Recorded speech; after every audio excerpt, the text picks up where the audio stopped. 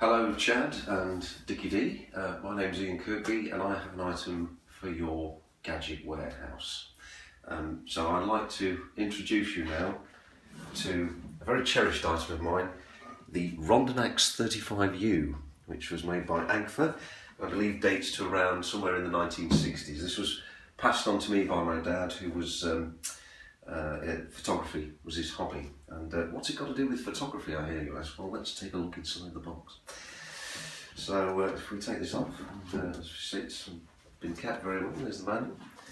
Now, one of the most cumbersome parts of developing 35mm film was, of course, getting under the stairs. This is mainly for the amateur photographer, getting under the stairs and having to take everything out in the dark and roll it round the little drum and get the swizzle stick in and da-di-da-di-da. So, the clever boffins at Agfa came up with the Rondonax 35U. As you can see, it's a nice, neat little box, and the way it worked was this. You took the lid off,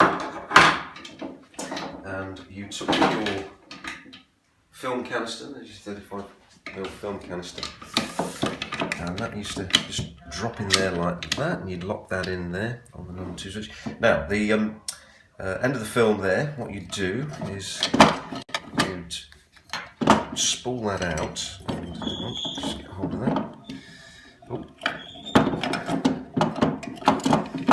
And this little clip here, you clip that onto the film, snap that in, and get that. There's your little leader slide, and the film would start to spool around the spool there. So once you've got it started, you'd replace the lid, obviously not as badly as that, and then simply carry on turning this handle here, which would spool the film round in perfect position on the spool. And then once you felt the tension of it lock, come to the end of the film, go around the back here, and there's a little splicer which you'd just do that with, and it would chop the film off.